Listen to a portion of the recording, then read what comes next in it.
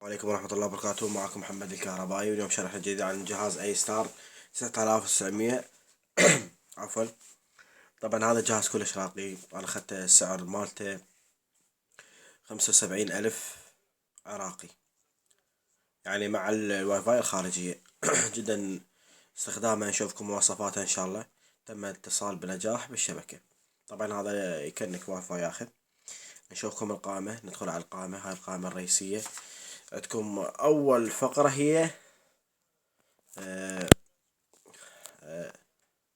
شوفكم التركيب وهي كيفية بحث عن القنوات. عفوا. إعدادات الهوائي، كلها تعرف، يعني إعدادات الهوائي. نايسات هسه عندنا إشارة 78. طبعا كلها تعرف الدايسك وتشغيل الدايسك هذا منه، ونوع اللاقط والعلم والترددات، وما أعرف يعني إذا تريد ترددات تدوس الخضراء قامت الترددات وتضيف تردد. يعني مثلا من هسه ندخل نقدر نضيف تردد من النوع الحمراء، ضافت تردد. نرجع هنا عندك التحديثات، هو يفتح مشفر. عندك هنا ضبط الخيارات المشفر. هنا يفتح عندي هاي الشفرة سي سكام، اي سكام.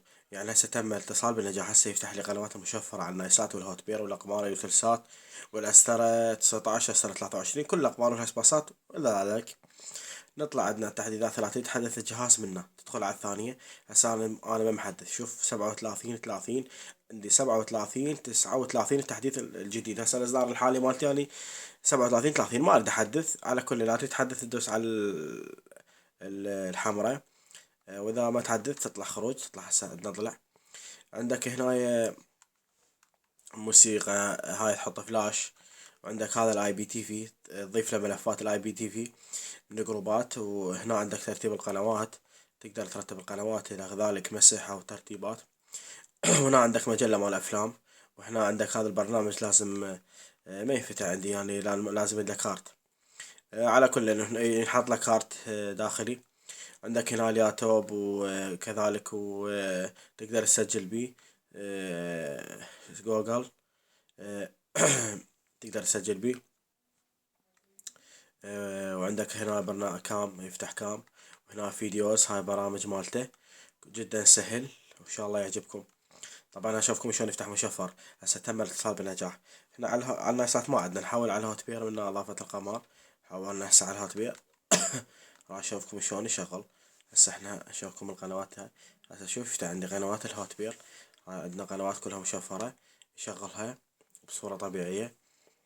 وكذلك عندك القنوات اليوتلسات وكل الأقمار اللي بيها قنوات مشفرة يفتحها. يفتح لك تقريبا على الهوت بير لا أكثر من يعني تقريبا نقول 250 قناة مشفرة يفتح. وعلى على اليوتلسات يمكن تقريبا يفتح. وعلى الأسترا 19 وكذلك. هذا مواصفات هذا الجهاز. إن شاء الله لا تنسوا الاشتراك في قناتي محمد الكهربائي. إن شاء الله دعموا الاشتراك في قناتي لكل ما هو جديد. تحياتي لكم محمد الكهربائي.